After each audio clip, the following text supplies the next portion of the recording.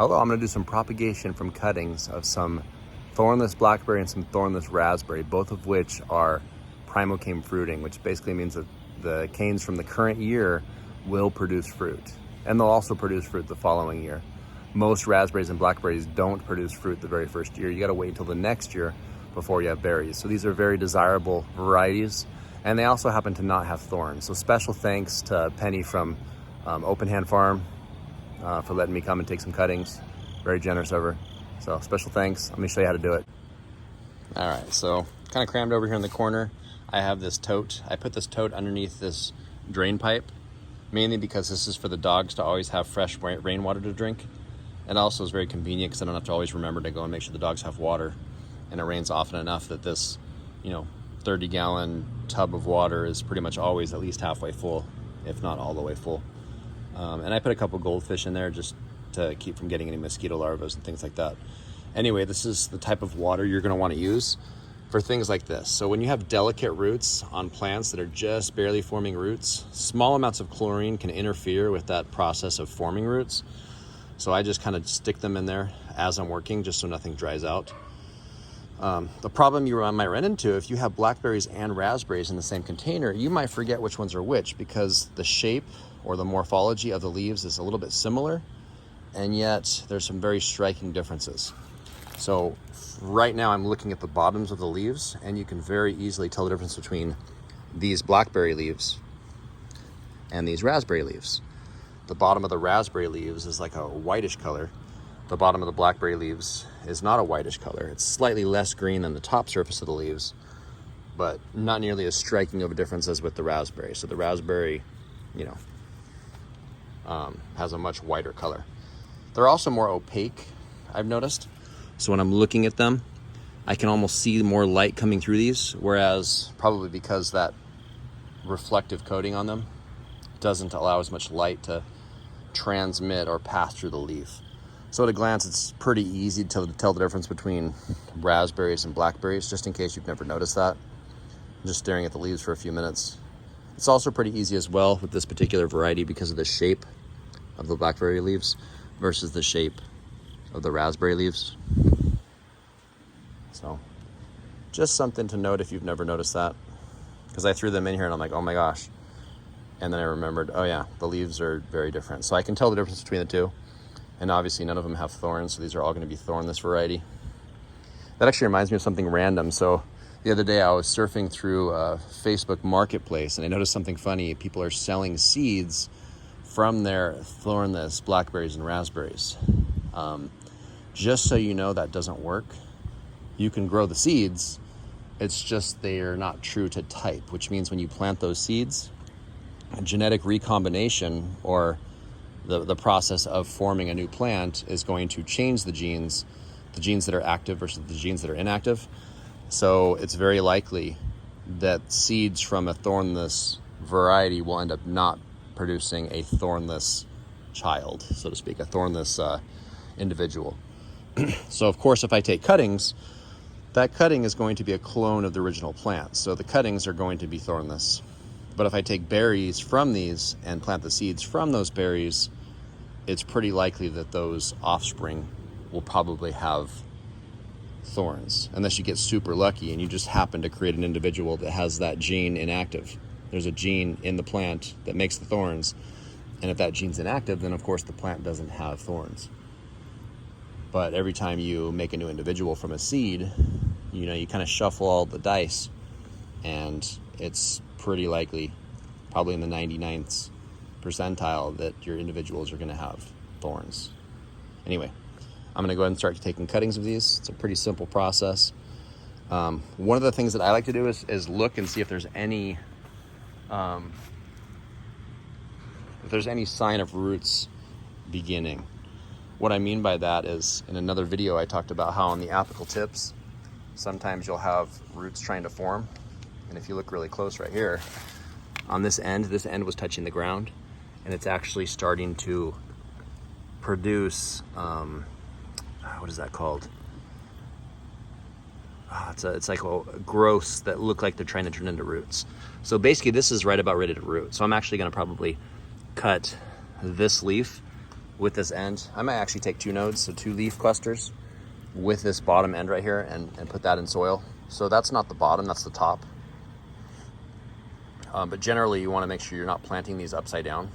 And you can tell because wherever you have one of these nodes, one of these leaf junctions, you'll see that there's a leaf, and then above that leaf there's a node. See that little bump right there? That's the top. So the bump's the top, the leaf's the bottom. If you don't have a leaf, you can look for the leaf scar. It'll leave like a weird half moon shape, and then look for the bud. The bud is always towards the top end. So this is the top end, but the cool thing about raspberries is you can root these pretty easily upside down, especially when they're already starting to root. Like that's trying to form roots anyway. I've done experiments with grapes as well. You can grow grapes upside down, but it causes problems with the direction that the branches want to grow.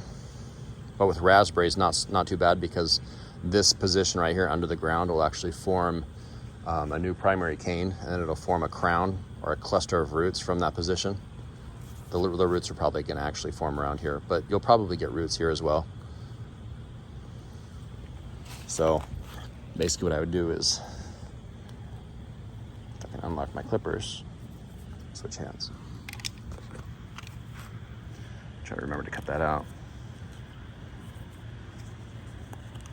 There we go. It's really jammed on there. So like I said, 2 nodes, leaves, cut right above here.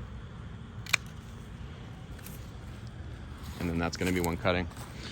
And the reason I'm getting these is I kind of wanted things in my classroom that I can show off. I teach chemistry and biology at a high school.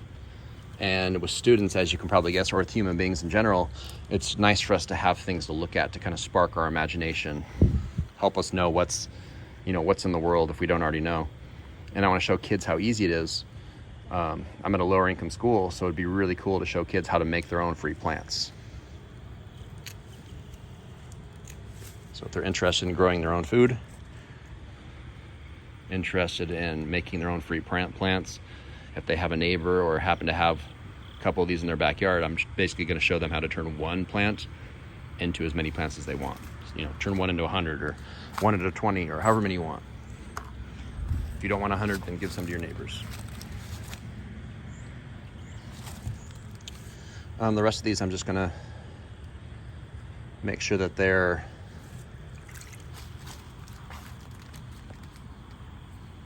not upside down. So if you look here, this is the top, and the reason I know that is if I look at this leaf right here, I see that little bud coming out from that leaf right here where I'm touching. Bud goes up, leaf goes down. So this is the top. So I can take a couple nodes off.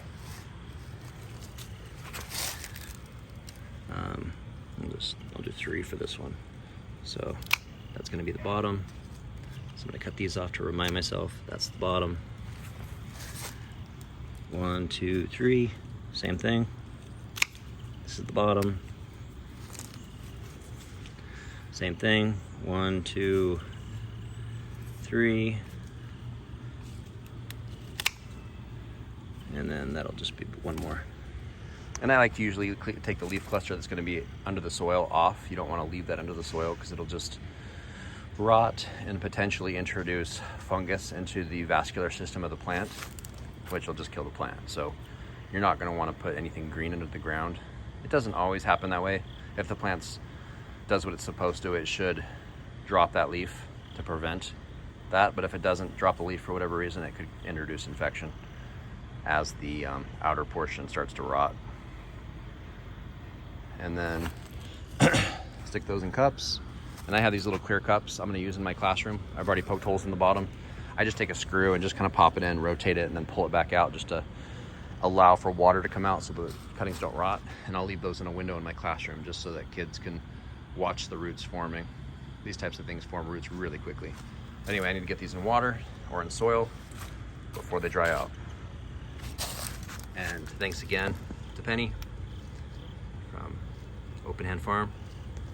My kids are gonna have a blast looking at these. I'm gonna cut the rest of these up and take them to my classroom on Monday.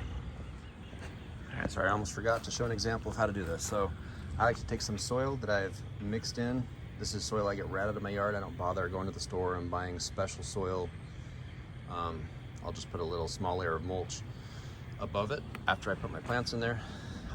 These types of plants, rubus in general, you don't want to do in water. So you can try sticking these in water and see what will happen. I've never been successful with rooting more than, you know, like these little spindly roots that just kind of fall off anyway. Like I've actually done experiments where I'll take them, I'll get roots in water, but then I'll stick them in soil, and then those water roots just kind of fall off, and then the plant will come out with some much more sturdy, different looking roots. I'll call them soil roots that end up popping out anyway. So it's almost like a waste of time, in my opinion. So I just put those straight into the soil. I don't bother doing anything special like poking a hole like some people will do, or adding rooting hormone. You don't really need that with things like this. Just stick them right in the soil. I'll probably do 2 per cup. Not right against the edge, but close enough to the edge that we can all, in the classroom, just at a glance, come by and see, oh look, there's roots. Looking at the leaf mass on this one, I might actually take some of those off. That's probably too many leaves. That cutting's gonna lose water very fast. So I'm gonna go back in a minute and cut these 2 clusters off and probably just leave 1 leaf cluster. You basically that's gonna act like a little solar panel just to power that plant as it produces those roots. And then eventually what's gonna happen, this node right here, and probably that node as well, will just end up putting out a new shoot. But in the meantime, that'll give it a little bit of energy.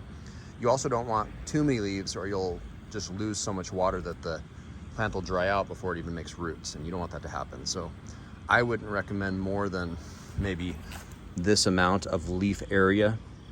So you just kind of get used to how much leaf area a cutting can support, and that's about how much.